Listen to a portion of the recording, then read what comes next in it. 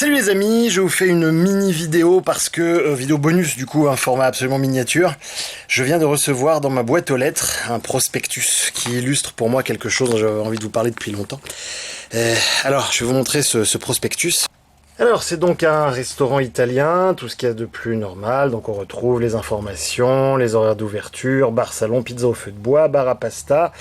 Avec l'adresse, c'est un restaurant qui est basé à Meudon, mais qu'on va servir comme exemple, donc très bien. Là, on nous fait un peu de storytelling. On voit les gens qui sont en train de travailler, l'Italie, plat fait maison emporté, livraison, produits frais, blablabla, tout ça. Ok, on a campé une ambiance. C'est commercialement tout à fait correct. Et là, au dos, j'allais regarder leurs produits et je vois télécharger notre application. Suivez-nous sur les réseaux sociaux, un QR code. Autrement dit, il y a sur ce dépliant absolument aucune information sur quels sont les produits qu'ils vendent.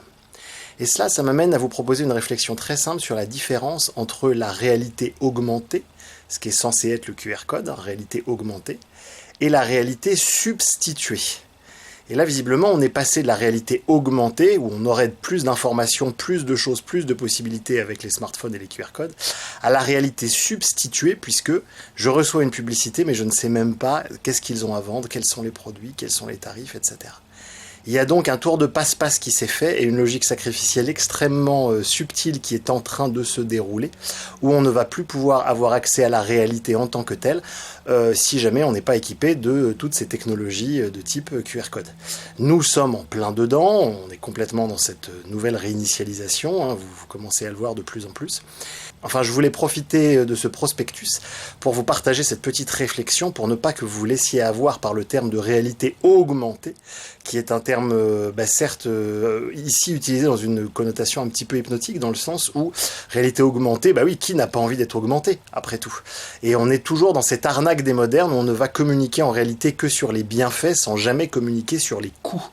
Et quand on prend un petit peu de recul et qu'on regarde justement quels sont les coûts de l'augmentation, on se rend compte qu'on est là dans une réalité qui va se virtualiser et où la vie va petit à petit se déplacer justement du monde physique matériel à un monde plus ou moins virtuel, onirique, avec notamment, on commence à le voir, il y a tellement d'études sur le sujet, je vous en ai déjà abondamment parlé, avec des effets absolument délétères sur le cerveau, mais qui vont permettre un contrôle de masse de plus en plus évident. Voilà, je ne vous ferai pas l'affront de vous citer l'extrait de la Bible, hein, où nul ne pourra acheter ou vendre s'il n'a pas le nombre de la bête, s'il n'a pas sur lui la marque de la bête. Je crains qu'on y aille à grands pas et à toute allure, les amis. Alors, ça n'est qu'une narration, évidemment, hein, donc je n'y crois pas au premier degré. Simplement, voilà, je la garde dans un coin de mon esprit, puisque pour l'instant, il semblerait tout de même que la société prenne quand même franchement ce virage. Voilà, voilà.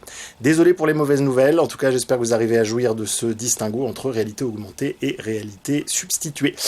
Pour le reste, comme d'habitude, page Facebook Hypnomachie, le site hypnomachie.com. Merci toujours aux tipeurs et à bientôt. Salut Internet. L'hôtel de ville de Springfield a été construit pour le film de Spencer Tracy, Rendez-vous à l'hôtel de ville. C'était juste un mur de façade avec rien derrière pendant 30 ans. Papa, Bart est sur mon côté de la banquette. Pas Lisa et ma petite sœur.